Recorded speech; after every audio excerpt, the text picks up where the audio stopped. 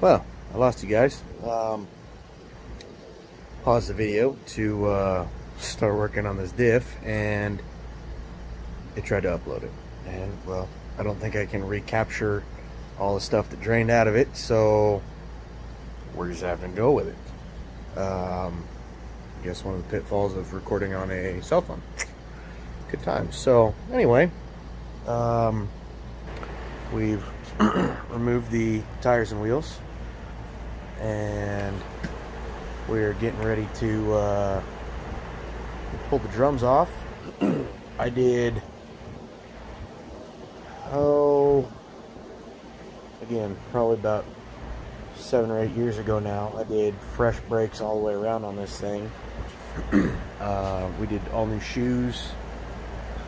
The drums were old, but whatever. We did all new shoes inside of it.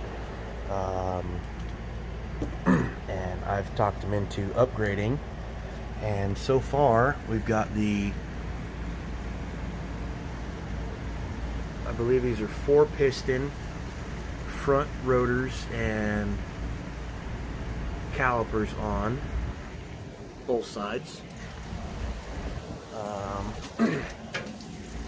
He also got the rears, so we're going to put those on when we have this tore apart, but we want to look into it and see exactly how bad it is as to how much else we got to do to it.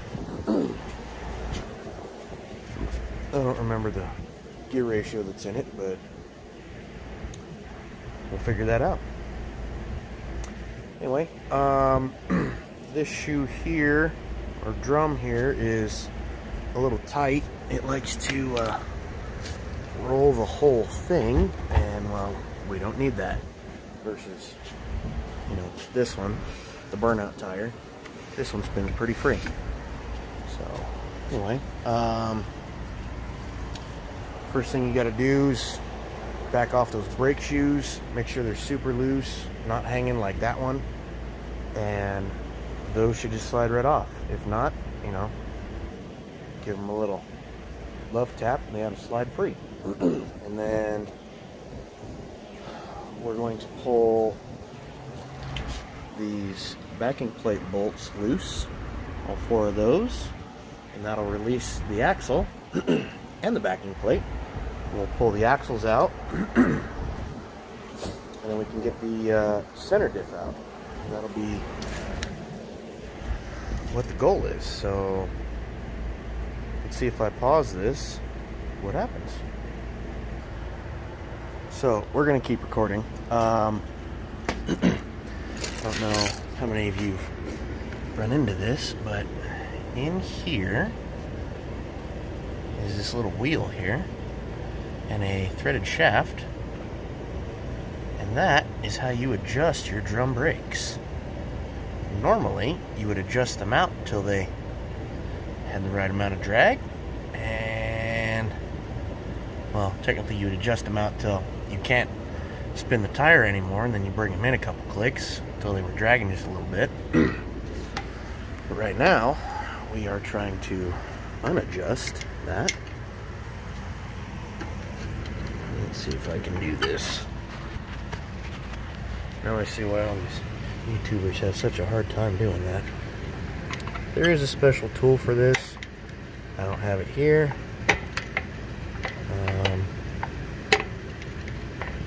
It's at my parents' place, and well, that's about a 2.5 hour drive from here. So we're just gonna do it like this.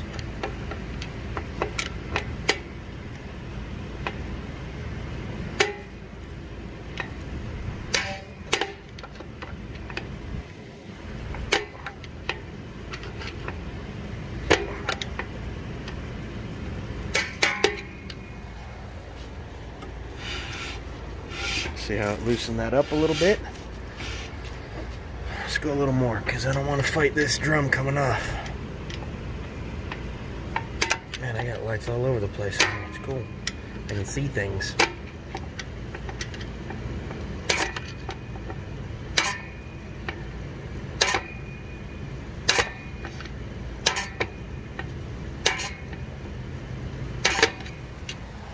How's that? Oh boy. Getting tight again. Oh, there it goes. There we go. Alright, well, wonder if we can. Ooh. I might get lucky and be able to. Let's give that a little bit more, maybe.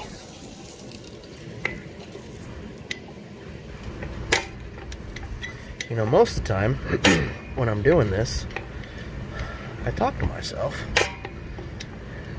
And so I was saying technically the same thing as if I'm talking to somebody else. So where's that here? So I guess this just fits. That I make a YouTube channel and I talk to you guys, so that way I don't sound so crazy when I'm recording. Great place to prop you guys up here.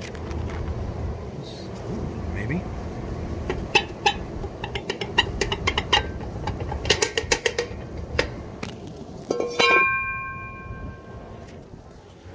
Sorry, headphone users. So, here's your axle outside, drum brakes,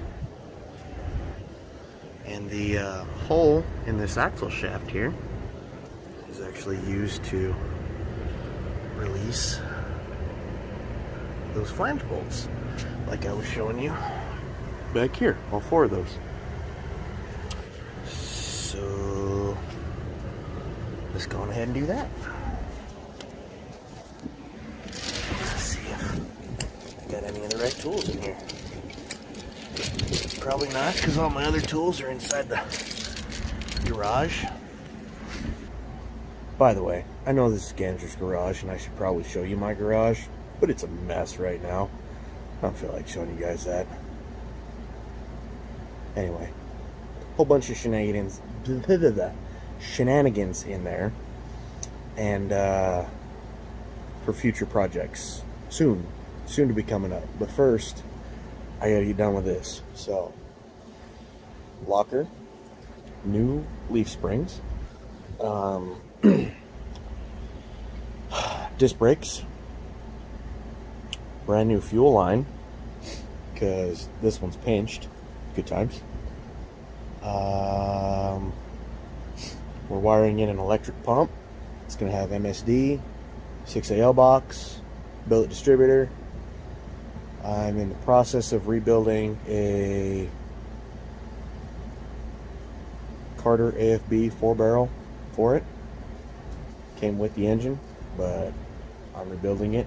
We jetted it to where I think it should be, so we'll see what happens.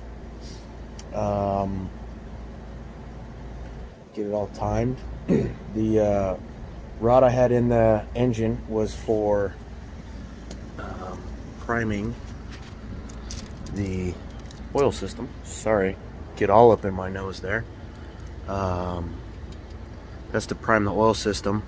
That way, you know, you got good oil pressure before you even do anything. Also, I had issues with the lifters that were in there previously, and so we put brand new lifters in it because they weren't oiling correctly. So anyway, I was right. I don't have the right tools, so we're gonna go in the garage and get the right tools. Be right back. While I'm in here, this is another 8-inch that's been torn apart by the previous owner. That is where the axle shaft goes into. There's a bearing that rides inside of here, and these are the 4 bolts that would bolt that plate on there. Can anybody tell me what these drums right here go to?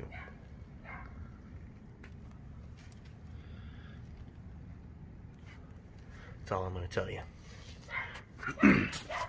Anyway, so here is the axle, and there's the bearing, and it's pressed onto this axle here, and it's good times trying to get those back off without a press. Anyway, we're hoping that The bearings and everything on that other axle are fine. Well, I don't want to have to fight with that, so anyway, back outside. Again, the neighbor's trees make a lot of mess. Hey, that's better. We zoom out, now you can see everything. Alright,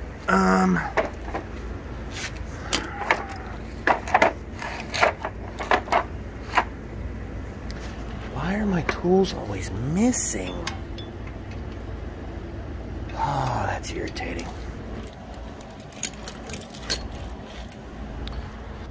Really, it's my fault because I don't ever put anything away. Usually it's right after we've done something strenuous and it's hot outside and I don't want to screw with it anymore, and so I just load all my tools in a box and put it all inside. Ooh, well, let's just roll the diff off of this thing. Let's not do that. Okay, well, how about we... Oh man, how do you guys do this? This is just crazy.